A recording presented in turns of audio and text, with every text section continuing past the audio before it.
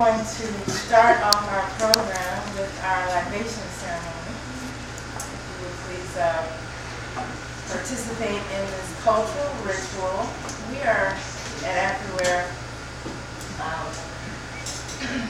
strong supporters of Malcolm X, and Malcolm X said, basically, when we come together, we need to leave certain things outside of the room, because when you mention them, for some people, everybody has different views, and sometimes that can divide us, more than unite us. And we're about coming together to get some work done. So when we have a ritual like libation, I just wanted to make sure that everybody put it as a non-religious ceremony that to acknowledge our ancestors or those who came before us, your great-great-grandmother, great-great-grandfather. So I'm going to ask for the lights to come down and everyone to think back to that special person in your life who has made a difference to you, who has guided you. You may not even have met them personally, but they've made a difference for you. And they have also sacrificed a lot for us, our ancestors. So it's important to acknowledge that and give thanks for that, because we wouldn't even be here today without those sacrifices. The plant that I have here symbolizes life, eternal, and as our ancestors have given to us, we can think of that as a plant giving off oxygen so that we might breathe. And then in turn, we give back to the plant by pouring water into the earth. Of course, we never have enough water to amount to the blessings that have been poured on us, but symbolically, we will start here. So, hopefully some names have come to mind, and you can, if you're comfortable, share them with us, say those names, because that also gives them life, gives them living through your words and through your actions.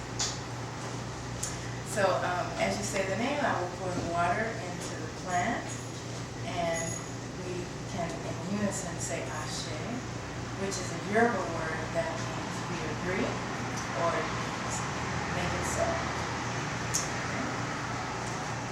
I'd like to start, if you don't mind, with a sister, a giant of the Black woman, who would be here today if she hadn't made her transition this morning. And her name is Dolores McCain. And she wrote for years. I don't have her whole bio, but what a pleasure to get to know her over the years as a reporter. The author continues to always cover events. She had a photo, like a photo opinion, photo article that she did, as well as just many feature stories.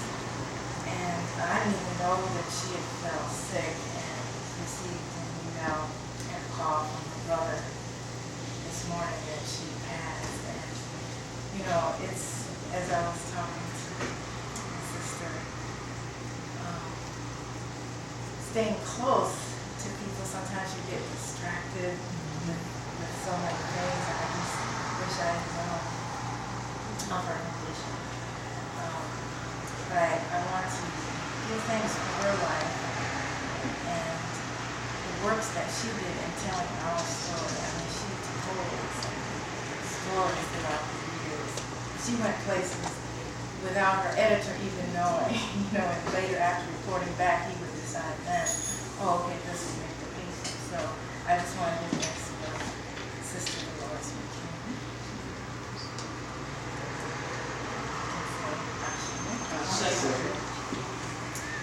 share your answers. Ronley Jones. Ashe. Ronald Stokes.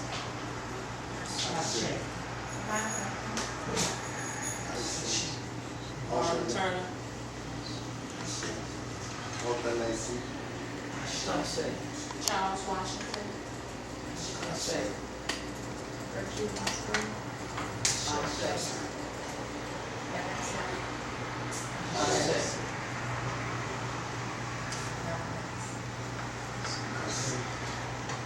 Anne Blanche.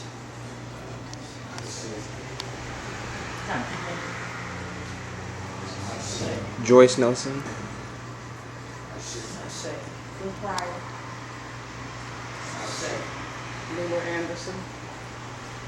Ashe. For all those, I'm sorry, who we may not have got to share, for all of those who perished in the bottom of the seas during the Euro massacre, for all of those lynched, all of those castrated, all of those who suffered brutalities, that we might have a better life, I say.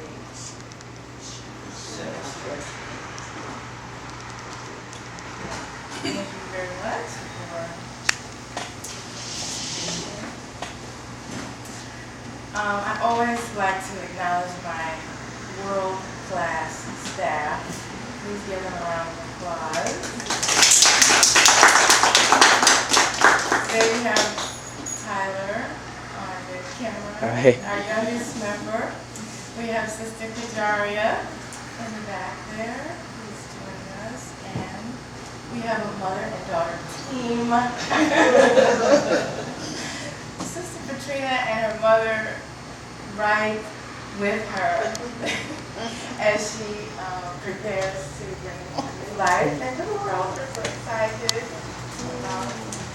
young us here, and when's the big day again? October 17th. Make it the 15th?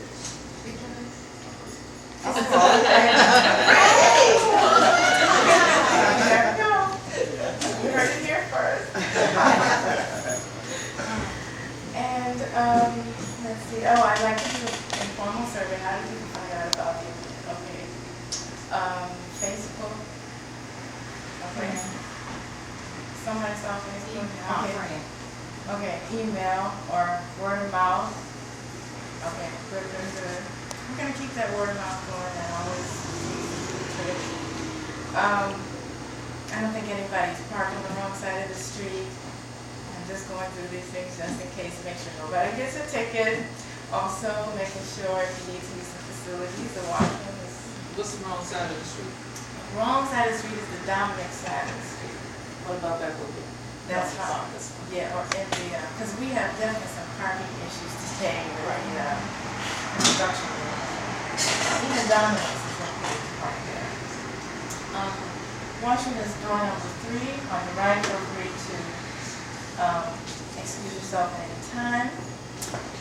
Am I forgetting something? Let's see, we are recording the event, so please turn your cell phones to silent or vibrate or something not to disrupt the program. And we're really, really thankful for that because we're going to upload it to YouTube.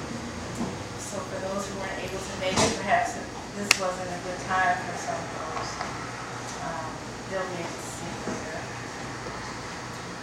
Also, Afriware, I just want everyone to know that Afriware is much, much more than a bookstore. We're also a cultural event center. And so to fund the cultural event center portion, we do ask if you're able for a donation. We don't collect it now, but at the end of the program, if you're able, we'll be passing the basket. That. We are definitely thankful for your support over the years and are in a state of change. We welcome the feedback.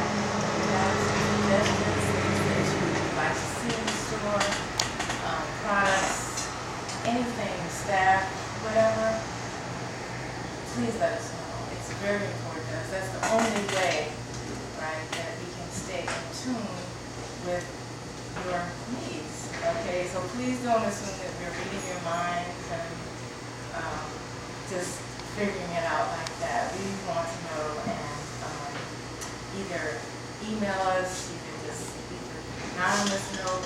Want to make it as comfortable for you as possible to give us that feedback. Okay, hey, I want to start to check with my boss staff. Are we on point? Okay, well, thank you so much, because I've been getting some sun in Trinidad and still trying to get my mind back to being here. Oh, that was such a wonderful trip. I recommend everyone go on vacation. I highly recommend it. So again, thanks to my staff for handling things all the time. Okay, now we are so honored. We're so honored to have such a distinguished guest here with us this afternoon. I'm sure many of you have your own stories on how you found out about the Emmit Till case. But certainly etched in all of our minds is the picture from the funeral, open casket funeral of Emmit Till. And I remember some years ago when I saw that, if there was any sense of denial to that point, it was totally washed away when seeing that picture of racism. Totally washed away. And I think that most people, when they see the picture, they're just face to face with a reality that we wish wasn't present, but absolutely is. And for the mother of that young man of 14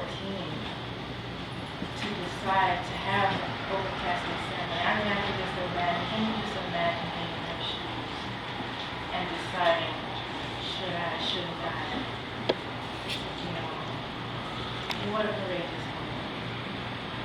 And what a courageous family that he's part of.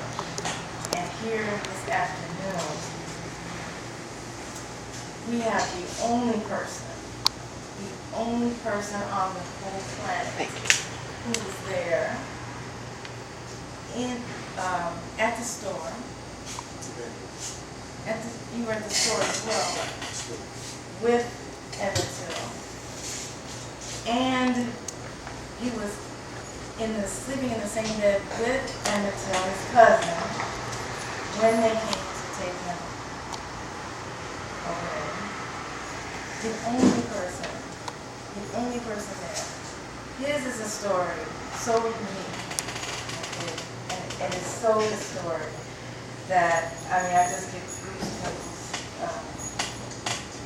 just thinking of this moment in time that you are here sharing with us at Afriware, still after all of these years, and how, what an inspiration it is, you know, to meet you and find that you are still going strong, telling the truth. And let us just start by standing and just saluting and giving praise and thanks to Brother Simeon Wright.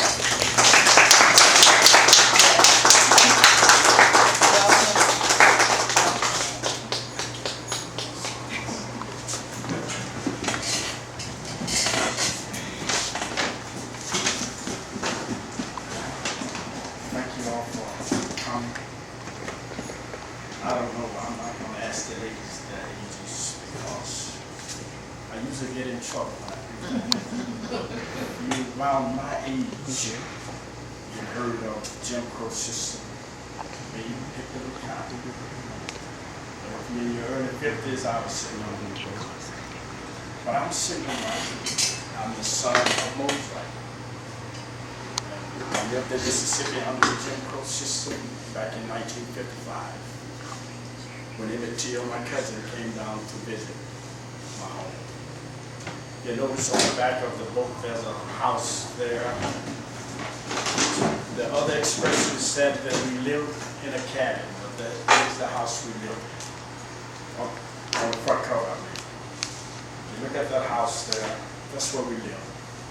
You will see the cotton growing up alongside of the house. The story begins, someone asked me why it took me so long to talk about it. I used to talk about it.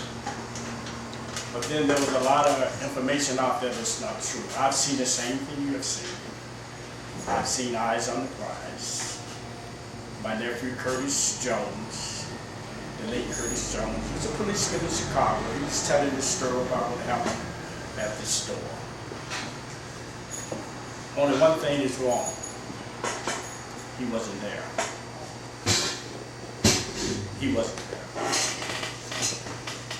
He said we dared Emmit to go inside of the store, make a pass at Mrs. Bryant.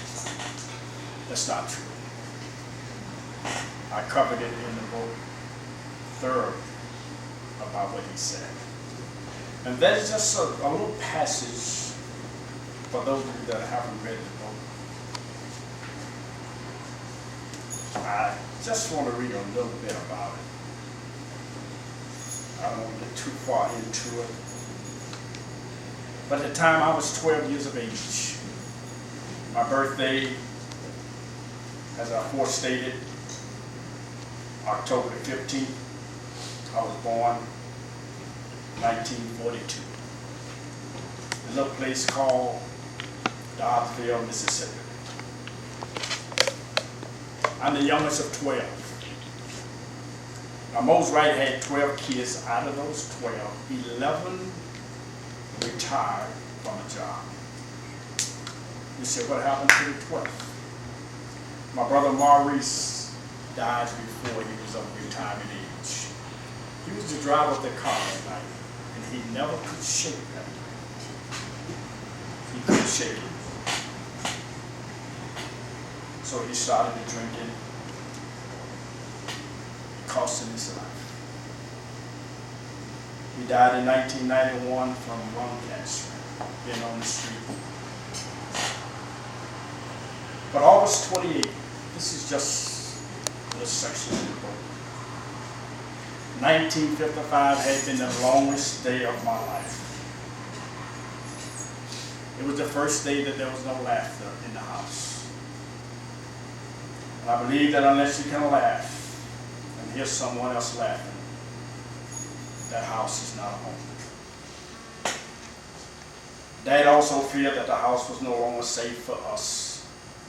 So he sent Robert and me to stay with neighbors, Mr. Clint Lewis and his wife, Gertrude. They had one son and a niece living with them. They lived deep in the woods off the main road. We spent 3 nights with them, Sunday night, Monday night, Tuesday night. Living with them, however, didn't mean we were free from working. Monday was a normal scheduled work day. Just like clockwork, we came back into the fields picking cotton. All the while I was working in the field, my mind never left Bobo. And I was wondering, was he all right?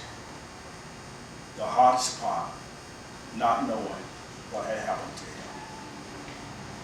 By Monday, Sheriff Smith had arrested Ward Bryant and his half brother J.W. Meyer, charged them with kidnapping. But there was no news that day or the next day about Bobo's whereabouts. On Wednesday around noon, the deputy sheriff came out of the cotton fields to talk to my father. Dad didn't say anything to us, but very quietly left the fields. I knew something had happened.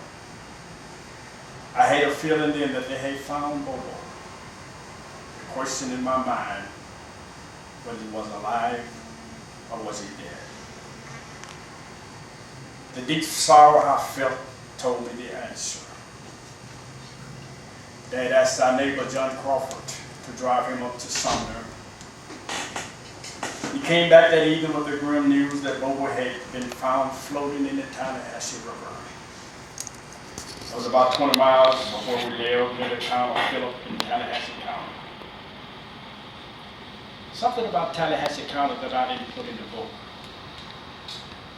That's the county that my mother and father got married in 1925. Dad had seen and identified the body of Bobo. It was devastating news to my family and me. My soul was hurt and my appetite left. I don't know how much weight I lost, but my sister Hallie, she said she lost 10 pounds in 10 days.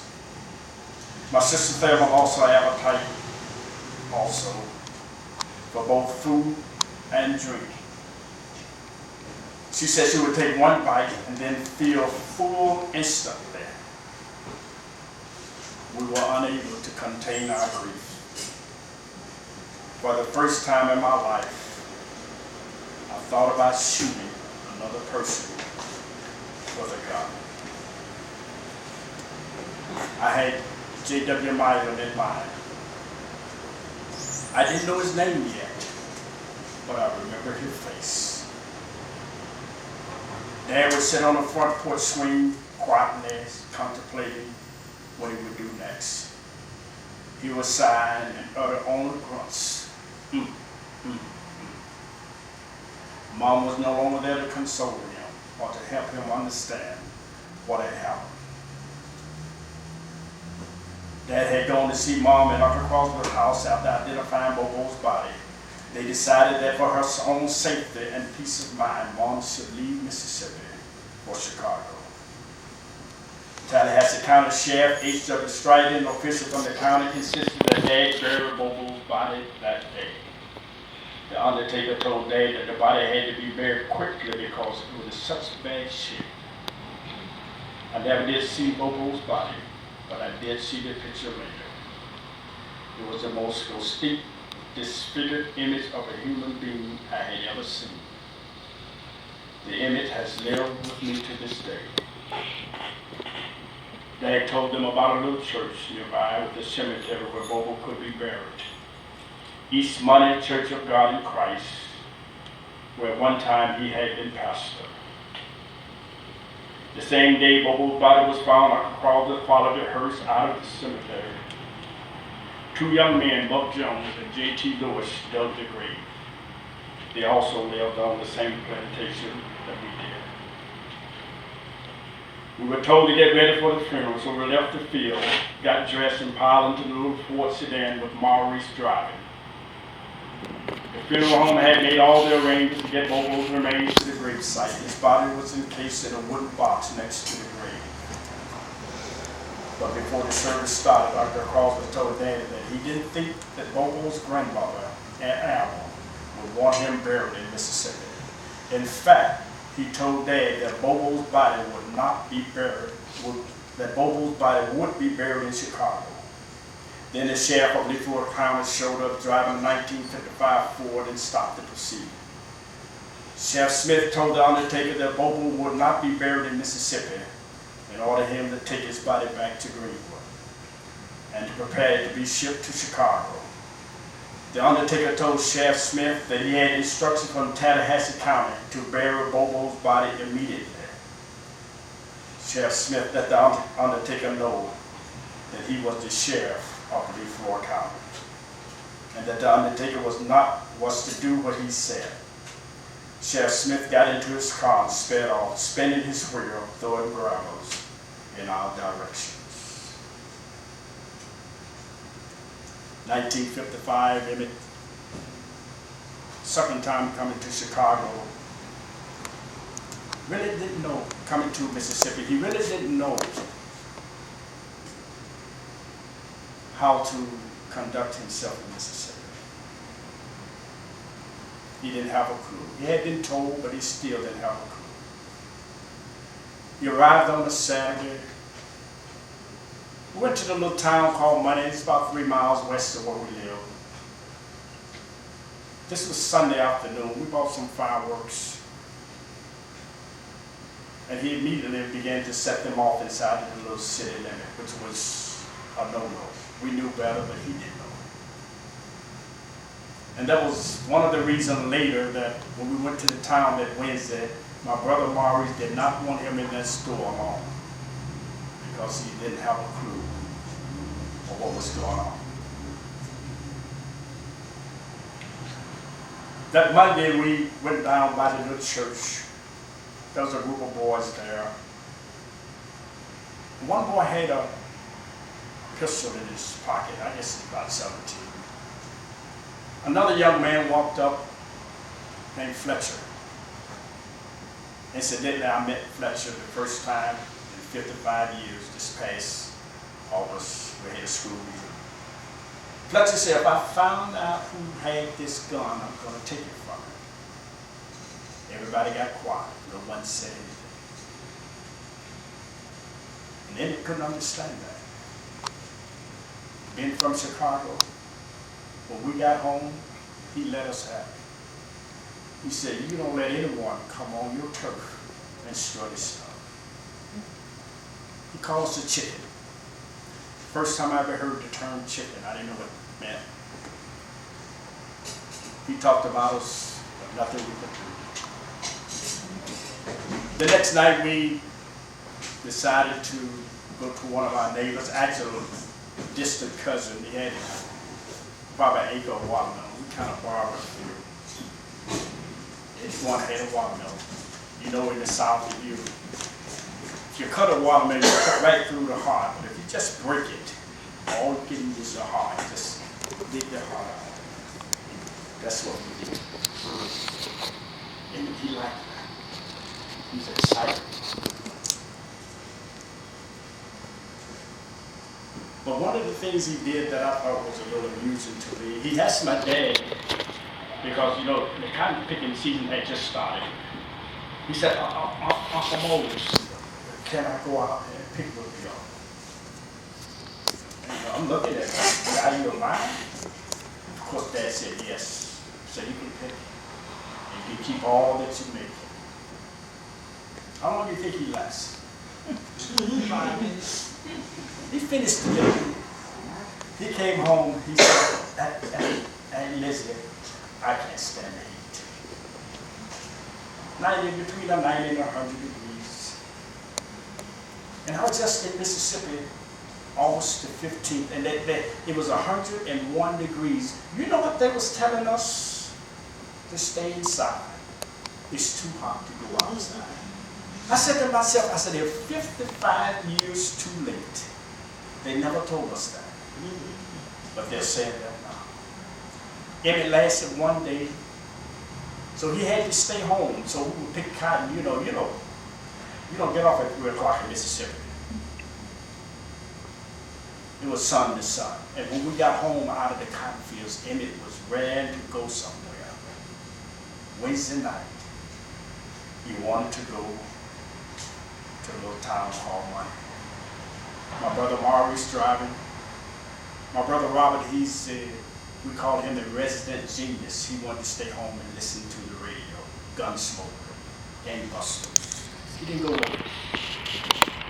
Guido, my nephew, he also traveled to Mississippi with Emmit. He was in the car with us.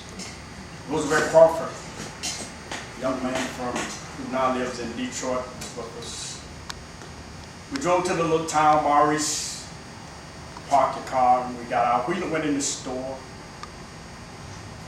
Then Emmit went in behind him. Wheeler came out. Maurice sent me in immediately to be in there with him, to make sure that he didn't say anything or do anything that he shouldn't. He paid for his items. We both left the store at the same time. I know what Mrs. Bryant said. She said that Emmit put his arms around her, asked her for a date. I think he said something like this, what's the matter? I've been with white girls before. That never happened. But that's what she said in the court. She wasn't under oath, of course, because they can go back and try her for perjury. But they made a deal with the prosecutor and the judge. Of course, they always walked. We walked out of the store. She was came out behind us later. We were standing by the door. See the store there. We're standing on, it'll be on your right now. We're standing there. She passed her going to her car. And Emmit whistled at her. He did whistle. It scared us half to death. We couldn't get out of town fast enough. I know if you listen to the other expression, it make you think that we were there 2 or 3 hours, less than 20 minutes. I was talking to my brother. He said the young lady said she was driving our car. If any of you have seen Keith Beauchamp film, there's a young lady on there that's trying to hide her face. They asked me why she's hiding her face. I said, if I were lying like her, I would hide my face. I said, she wasn't with us. But she's telling everybody she was driving our car. And then she parked our car under the hill. But she won't tell me that. My brother Maurice was driving. He went about 2 miles after we ran out of town. We saw someone behind us. We thought it was Rob Bryant chasing us. Maurice stopped the car. Everybody got out of the car except me. They ran down through the cotton fields. I lay down in the back seat. It was just a neighbor going home. But when they all got back to the car, Emmit begged us not to tell Daddy what happened. He said, please, don't tell Uncle Moses. He didn't want to go home because we were having so much fun. There are times in your life that you, if it was possible, I know it's not possible, but you might come back and say, we went to the city and we had 6 months worth of fun. If we can describe it like that in one day, that's how much fun he was having. And he didn't want to go home. And we kept quiet. We didn't tell because, number one, we wasn't too familiar with the Jim Crow system. We didn't know the white folks were that low down. We just didn't know. Our parents knew. But the kids didn't know. It never entered our mind that he would be killed for whistling. But that's what he did. And we kept quiet. But the same girl that said she was driving our car, she did warn us, said, we know these people. We're going to hear some more from them. But Thursday passed, nothing happened. Friday passed, nothing happened. Saturday, we forgot about the whole incident. We spent most of the day getting ready to go to Greenwood. That was about 10 miles to the south of us. The county seat, big city. We would go to the movies. We would have a wonderful time. We would cross the 2 rivers. We would go down Grand Boulevard. I don't know what city you are from. But Grand Boulevard got the mansions, beautiful homes that we built. They took our labor and built mansions. So how did they do that? You ever hear the loaded P sliding scale? They put an extra weight on it. If you pick 100 pounds, they only register 70. That's how they cheated us. And some of the people, they work all year. And the man would say, John, I'm sorry. You didn't make any money. You came out in the hole. You actually owed me. So we couldn't get out. But I have a question. Maybe some of you all can answer that question for me. I used to tutor math, and I know that 2 times 0 is still 0. How could they take 50% of nothing and build those mansions? That's what they said. We didn't make any money. When you share property, you make 50%. They split it 50%. How can they take 50% of nothing and build those mansions? I still can't figure that out. But they did. That's the Jim Crow system. That's what I try to tell our young people. Let me tell you about Jim Crow. I know you heard it's separate but equal. It's more than that. Under the Jim Crow system, you had separate education. You didn't have a right to vote. And you didn't have equal protection under the law. And they used that system to keep us subservient to them, to work for free. And as I look at things today, it look eerily similar. We're going back there. Our young people, somehow someone has told them they don't need an education. They think they can go through high school and get out and compete with the other expression. It's never work. We have to warn our young people. You must get an education. This is one thing my mother stressed. I want my children to have an education. She pleaded with my dad in Mississippi. He said he wasn't going to leave. He said, I was born and bred here, and I would die here. But he was a strong black man. Someone said, why didn't he retaliate? The chips was down. When he opened the door, when the men knocked on my dad's door, he was standing there with a gun. There was nothing he could do.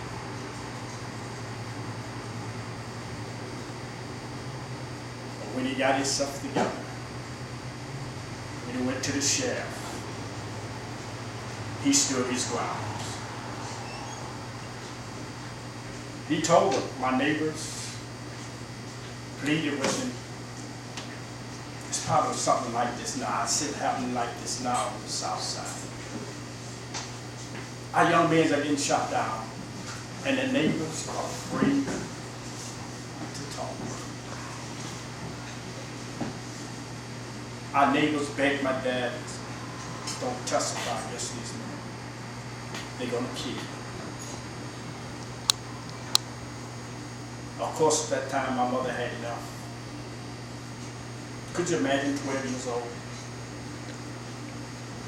Ain't no mother at home.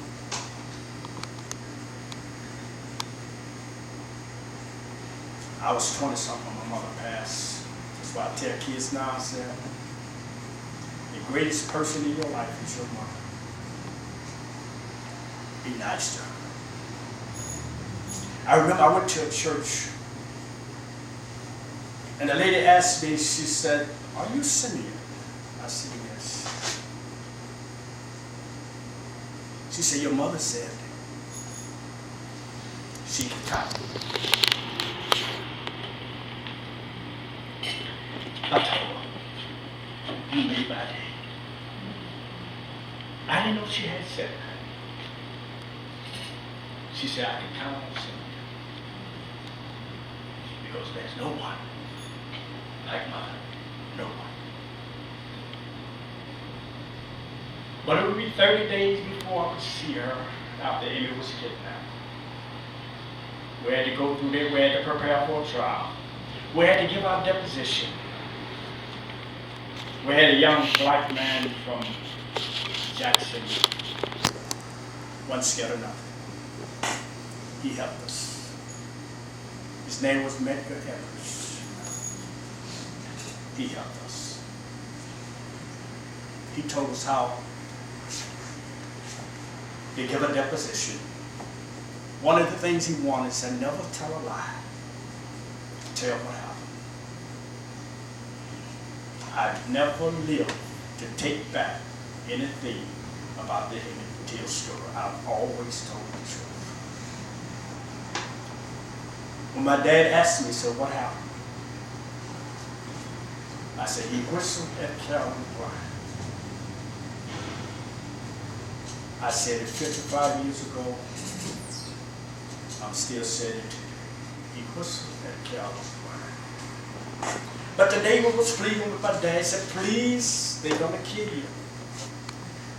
Finally, my dad said, in the book here, read his quote. You can use it wherever you want to go. He said, I know one thing. I know I'm going to testify. Whether I live, I don't know.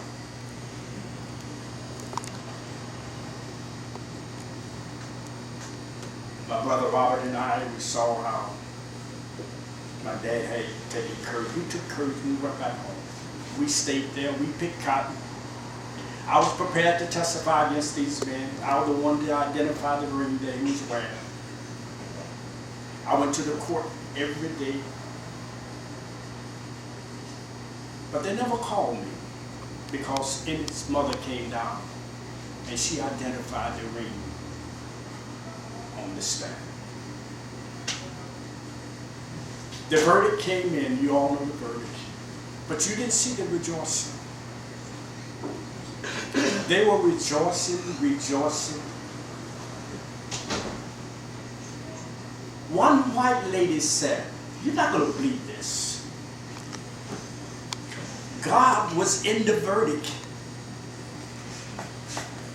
And this is what I said.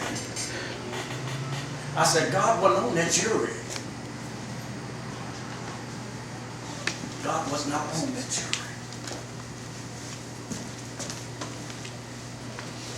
It was 12 white men. Could you imagine 12 years of age walking from that trial? The white folks rejoicing. Not all of them, the segregationists. When I say white folks, I'm talking about the segregationists. There's a difference. The good white folks was afraid to help. They was afraid to get involved. But the segregationists, they were rejoicing. I look back as my dad and John Crawford walking to the car. I had this thought. I had the same thought now. I said, we had no one to help us. No one. So one young black man from Jackson, Mississippi, named Medgar Evers. Even the sheriff testified for the defense. Who ever heard of such a thing? But that's the system I lived under. That's why we can't stop. You have kids, get your baseball bat, plastic of course, and make them do their own. Tell them they can become lawyers. Tell them they can become doctors. No one ever told me that I could become a lawyer. They never told me that.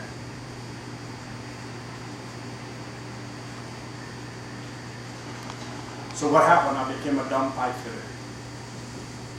Why dumb? Because pipe fitting work is hard work. Almost hard as chopping cotton. Anybody here ever chop cotton? No one. House there. One lady. It's so bad that this.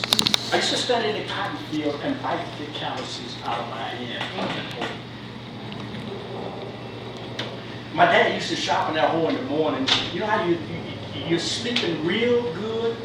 You're in Never Land, and I could hear that plow going across that hole.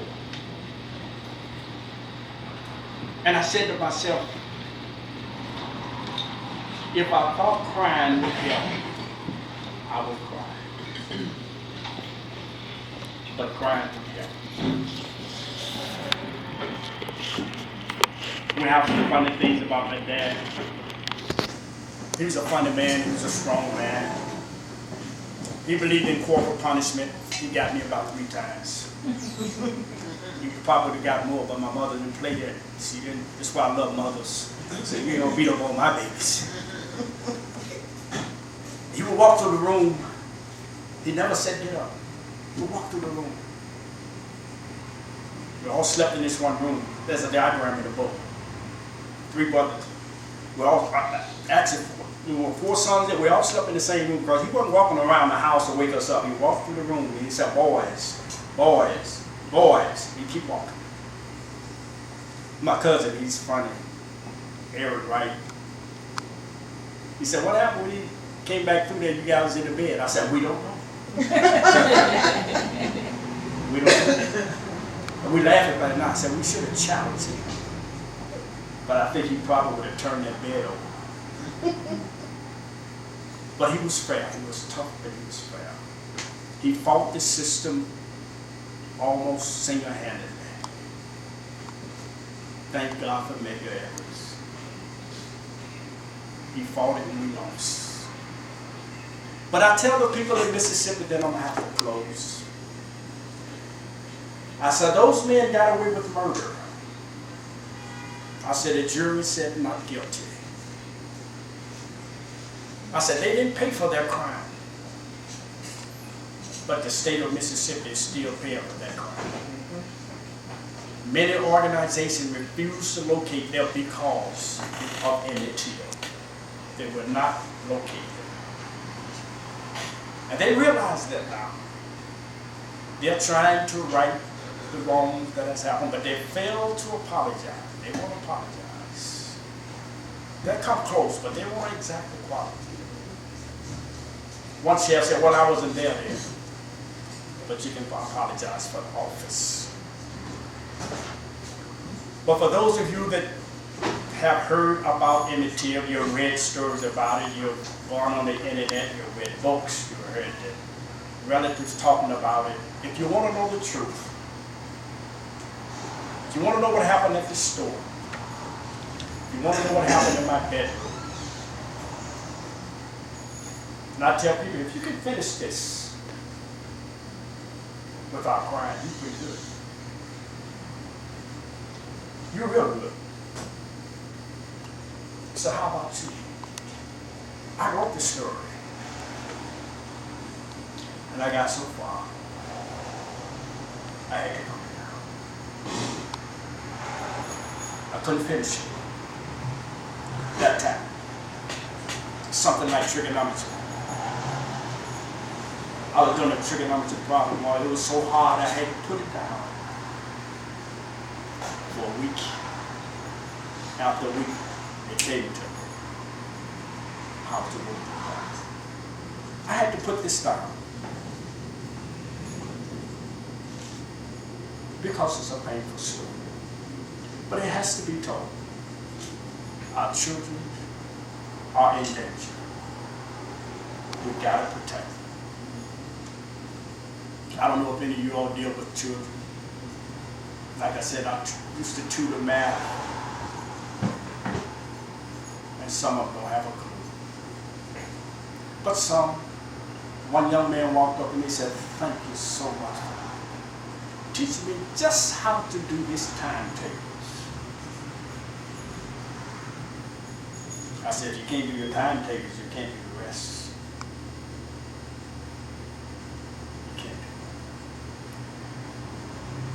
So I would love for you all to read the story. It's going to spread, not like O'Reilly's books. He has Fox News behind him.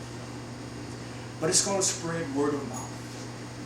From day one, I've always said it will spread word of mouth. All over the world.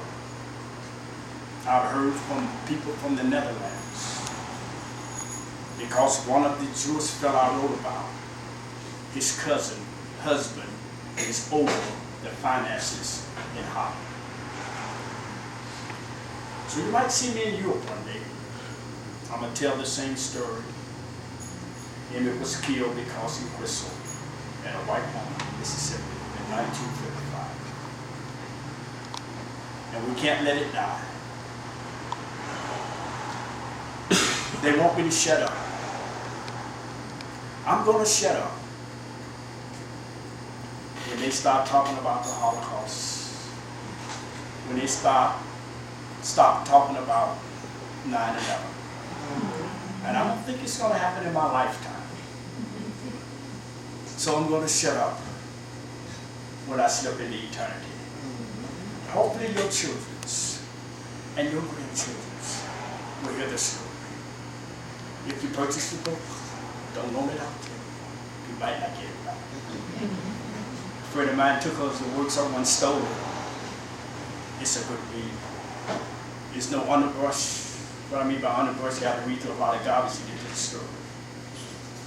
Don't start reading it at night, 2 o'clock in the morning, because you can't put it down. You have to finish it. Start in the morning with a cup of tea, a cup of coffee, whatever you're gonna have, and enjoy the story. It's the truth, nothing but the truth. And then you can say, you can quote me on this. You can put this up against the internet.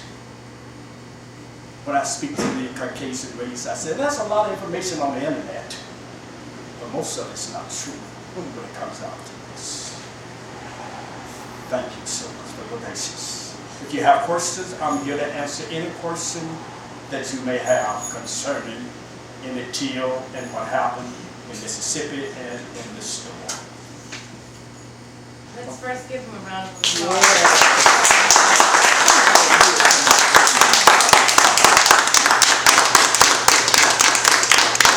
Thank you so much. Thank you so much. That's one thing I'd like to touch on. Our high school student, he said there's a difference between what happened at the store and the mother's version. He said the mother said she taught him how to whistle if he got stuck on a word. And I said, she probably did. She probably taught him how to whistle if he got stuck on a word.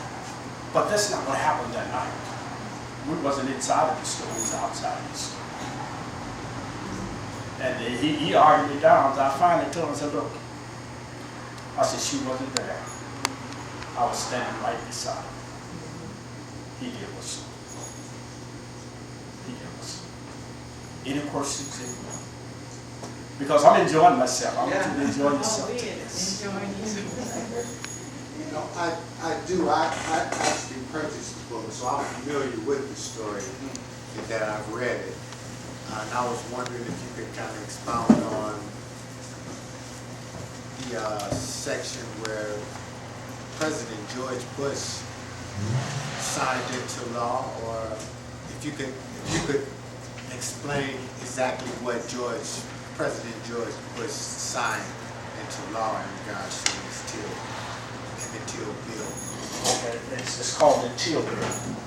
It's a bill in honor of Emmit Till. It was advanced by a young African American in Kansas City, Missouri.